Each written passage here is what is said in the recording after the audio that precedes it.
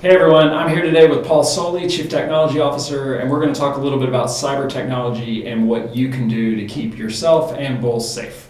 So what are some of the recent developments in cyber technology that we've seen at Bulls? So one of the recent things has to do with social engineering and people finding out a lot more about Bulls than they normally would by looking at our website. And one of the things we have recently done is we've implemented a caption at the head of every email that comes through our email system from the outside. And so if it comes from the outside externally, you'll have a message at the top. And why do we do that?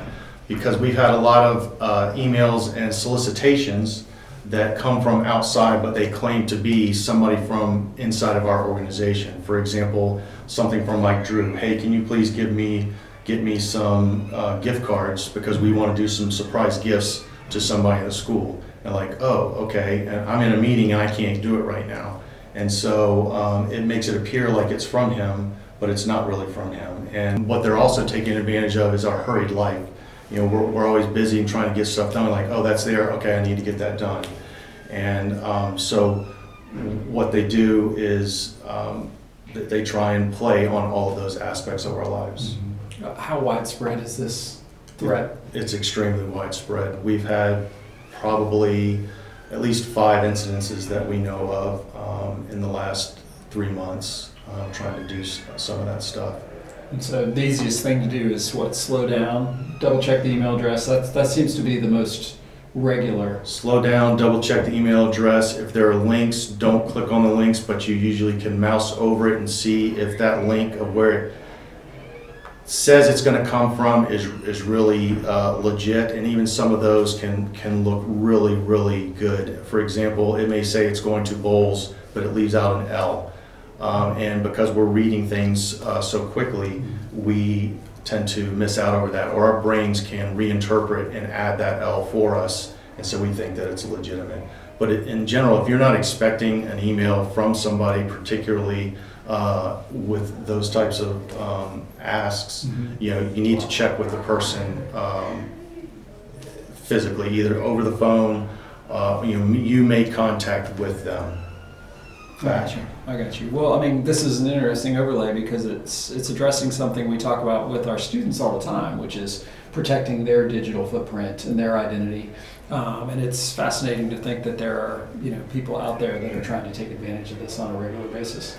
Correct. We're always trying to tell the kids to be careful about how much information you share, and with social media in general, we are so open about our lives, and perhaps way too open about the things going on in our lives that can give people clues as to what's going on. So you know that movie, Now You See Me?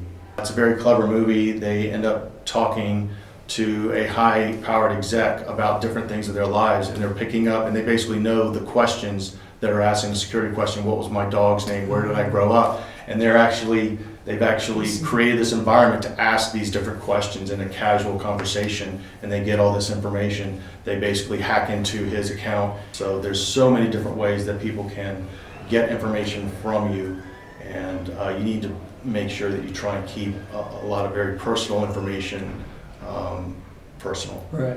Well, it sounds like, a lot of these warnings have been around for a while, but it sounds like we need to be extra vigilant, not fearful, but extra vigilant to protect ourselves and take this seriously. And I think it's a good lesson for all of us just to slow down just a little bit. It's amazing how many times, at least in my personal life, I've made mistakes, and it's because I'm trying to do too much too fast, versus if you just take a breath and reflect and slow down, then you often will notice some of the risks that you might be taking. So what if somebody sends me a survey or emails and says, hey, we fill out this survey and I don't know who they are? You need to ask yourself, is this coming from an organization that I am aware of, that I know about? And then when you look at the survey, looking at the questions, are they legit? Are they asking relevant information to what that is? But a lot of times the surveys we have to watch out for are the cold calls that we get, and somebody saying, hey, I'm from such and such company, we're doing a study on this. And can you tell me some information about our school, about your school? And we're a school, we are a caring environment, and we want to help. Our people want to help.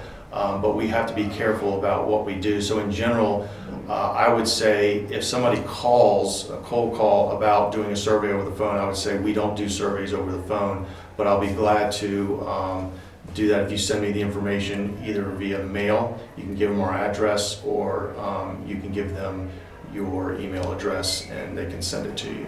Thanks, Paul. Well, that was really helpful. And to everybody out there, thanks for all that you do. Thank you.